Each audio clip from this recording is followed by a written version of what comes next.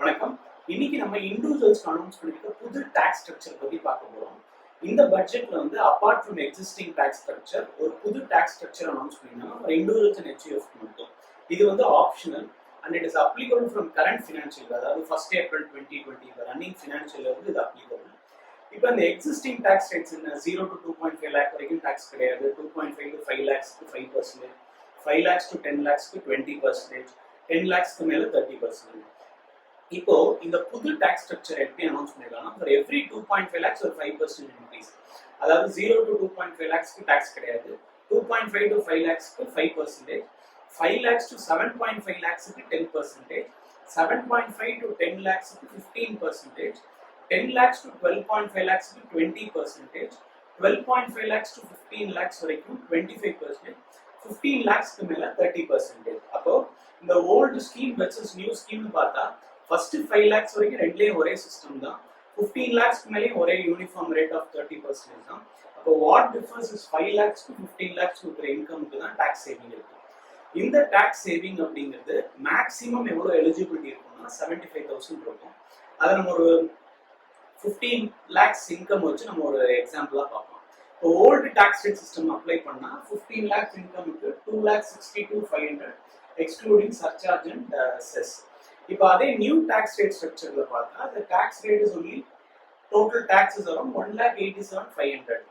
அப்போ there is a tax saving of 75,000. This is the maximum possible savings that you could get out of this new tax rate structure.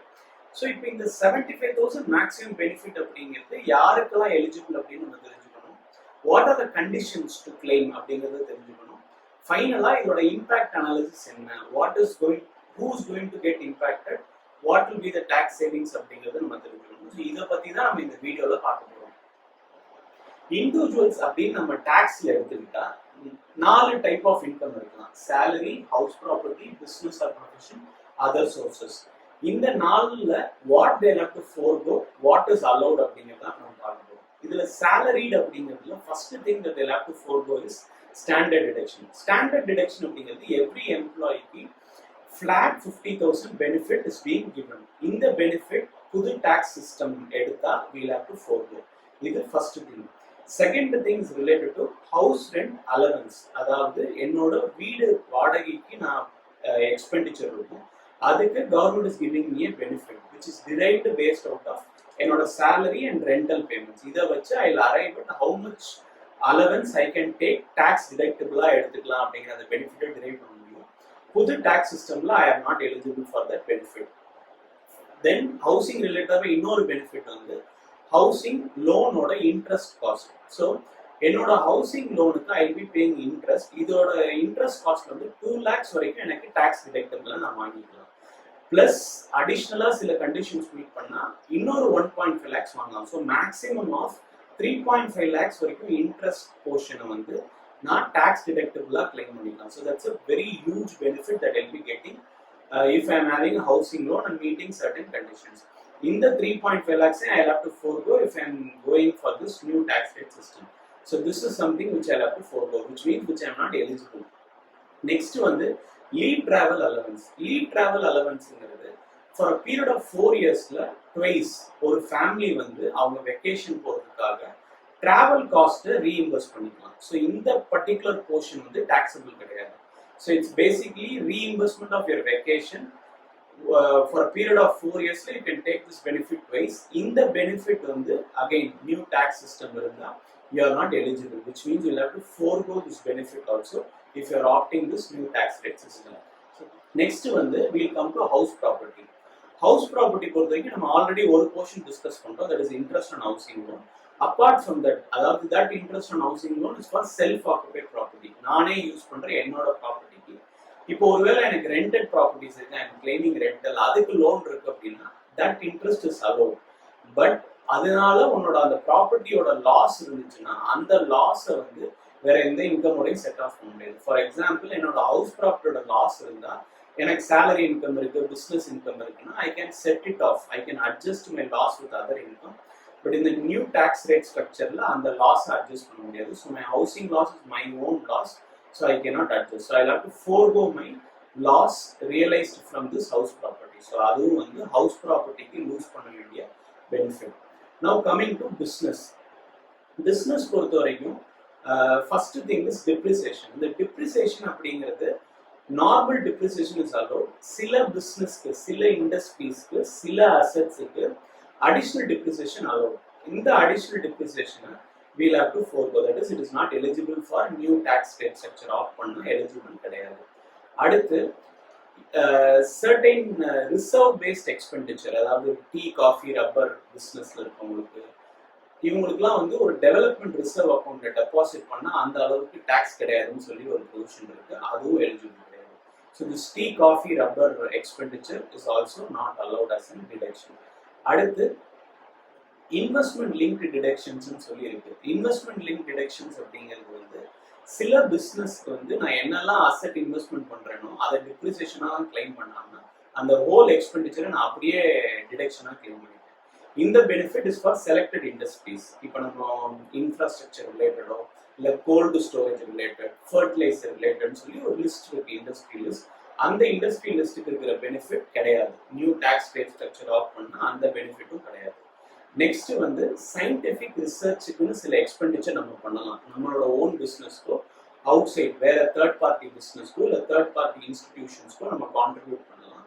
இந்த scientific research ரிலேட்டடாக இருக்கிற எக்ஸ்பெண்டிச்சர்ல specified expenditures allot கிடையாது. So இதுவும் வந்து we'll have to forego if you are opting for this new tax rate structure. அடுத்து anything related to certain agriculture projects இந்த மாதிரிலாம் இருந்தால் சில டாக்ஸ் பெனிஃபிட்ஸ் இருக்கு, அதெல்லாம் we'll have to forego. So இதெல்லாம் தான் பிஸ்னஸ் ரிலேட்டடாக what all we'll have to forego to claim this. இது இப்போ அதர் சோர்சஸ் பொறுத்த வரைக்கும் ஒரு சின்ன திங் தான் we'll have to forego. That is, if you are receiving family pension அப்படின்னா 1/3 of 15,000 அப்படிங்கிற டாக்ஸ் பெனிஃபிட் இருக்கு, அதை you will have to give up. So you are not eligible for that benefit. Tax deduction on family pension allowed கிடையாது. So இதுதான் வந்து other sources ரிலேட்டடா. இதெல்லாம் இன்கம்ல what we'll have to forego. Apart from this, there is something called Chapter 6A deductions அப்படின்னு இருக்கு இல்லையா. நார்மலா ஒரு எம்ப்ளாயியா இருந்தா பிஎஃப் டிடக்ஷன், ஒரு LIC payments, medical insurance payment, educational loan, donations, இந்த மாதிரி எந்த பெனிஃபிட்டுமே அலோடு கிடையாது. இந்த சாப்டர் 6Aங்கிறதுல வர எந்த பெனிஃபிட்டுமே அலோடு கிடையாது for any of the incomes. அதாவது அந்த சேலரியாக இருக்கட்டும், ஹவுஸ் ப்ராப்பர்ட்டியாக இருக்கட்டும், பிஸ்னஸ் எதுலையுமே இந்த சாப்டர் 6A பெனிஃபிட்டை நியூ டாக்ஸ் சிஸ்டம் ஆஃப் பண்ணால் கிளைம் பண்ணிக்க முடியாது. இதில் ரெண்டு அலோவ் பண்ணுறாங்க. One is related to a common individual, that is related to இந்த நேஷனல் பென்ஷன் ஸ்கீம் ஒரு பெனிஃபிட் இருக்கு. நேஷனல் பென்ஷன் ஸ்கீம்ல யூஸ்வலா ஆஸ் அ செல்ஃப் நான் கான்ட்ரிபியூட் பண்ணலாம், இல்லை என்னோட எம்ப்ளாயர் கான்ட்ரிபியூட் பண்ணலாம். ஸோ என்னோட எம்ப்ளாயர் கான்ட்ரிபியூஷனை அலோவ் பண்றாங்க. So new tax system off பண்ணாலுமே they're encouraging this concept of NPS deposit by the employer which is restricted to 10% of salary. இது வந்து அலோவ் பண்றாங்க. there is no restriction on this particular deposit.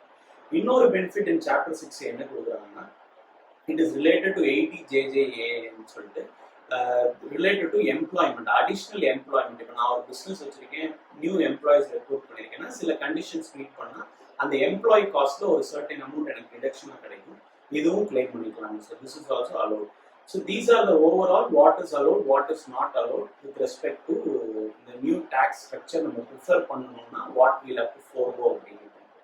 இப்போ இந்த forego அப்படின்னு பார்க்கும்போது it is too huge இல்லை. So இதோட impact என்னவா இருக்கும், யாரு ப்ரிஃபர் பண்ணலான்னு பார்த்தா, we will try to split this individual income portion into various categories. அதாவது அவங்க எவ்வளவு exemption claim பண்ணுவாங்க, deduction claim பண்ணுவாங்க பொறுத்து we'll categorize. First, in the last column, there is an ordinary category, which means he is not claiming anything at all, no deductions. So he is apart from everything else. In the particular person, edume claim pannena, this will be the tax benefit. So he will go up to maximum of 75,000. The second column, the last but one column, or normal person claiming, that is, or employer, the standard deduction of 50,000. இந்த PF and insurance இந்த benefit ஒரு 1.5 lakhs, tax saving ஸ்கீம்ஸ்ல இருந்து கிடைக்கிற benefit 1.5 lakhs. So மொத்தமாக ஒரு 2 lakhs benefit இருக்கலாம். Maybe housing loan ஒரு 2 lakhs benefit இருக்கலாம். ஸோ இந்த மாதிரி இருக்கிற பெனிஃபிட் இருக்கவங்களுக்கு ரெட்ல இருக்கிற category, that is most of things are red. So அவங்களுக்கு யாருக்குமே பெனிஃபிட் கிடைக்காது. So it's not worth opting this new tax structure. லாஸ்டா இருக்கிறவங்க எல்லா பெனிஃபிட்டும் யூட்டிலைஸ் பண்ணிடுவாங்க. Standard deduction, house rent allowance, your leave travel allowance, your housing loan interest with that additional 1.5 lakhs இந்த மாதிரி எல்லாமே ஆஃப் பண்ணா ஒரு இண்டிவிஜுவல் வந்து 8.4 lakhs வரைக்கும் ஆவரேஜா, அதாவது நம்மளோட ரஃப் கால்குலேஷன் வச்சு பார்த்தா 8.4 lakhs வரைக்கும் டாக்ஸ் டிடக்ஷன் கிளைம் பண்ண முடியும் ஒரு இண்டிவிஜுவலாக. அவ்வளவு 8.4 lakhsக்கும் கிளைம் பண்ணா எல்லாமே ரெட்ல இருக்கும். So it is not at all worth opting. To summarise, housing loan இருக்கவங்களோ இந்த ஏடிசி பெனிஃபிட்டை ஃபுல் ஃபிளெஜ்டாக யூட்டிலைஸ் பண்ணுறவங்களோ, அந்த 2 lakhs யூட்டிலைஸ் பண்ணுறவங்களுக்கு this system, new tax system will not be beneficial in most cases. For others, இந்த ADC benefit, அதாவது chapter 6A பெனிஃபிட்டோ இல்லை ஹவுசிங் லோன் பெனிஃபிட்டோ இல்லாதவங்க கேஸ் டு கேஸ் பேசிஸில் ஒர்க் அவுட் பண்ணி பார்த்துக்கணும். It may vary up to a maximum of 75,000 tax savings irkalam. So we'll have to work out and see how much you will be able to save. So that is all about the new tax system. Hope you are very clear and you'll be able to compute and see which is more beneficial to you. Take a wise decision and save tax. Thank you. இந்த videos எல்லாமே ஒரு triple E போட initiative to make learning simple.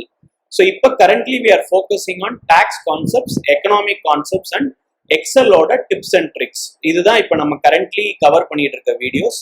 இந்த videos பிடிச்சிருந்தாலோ இன்னும் இதே மாதிரி videos வேணும்னாலோ please like, share and subscribe to triple E. Thank you.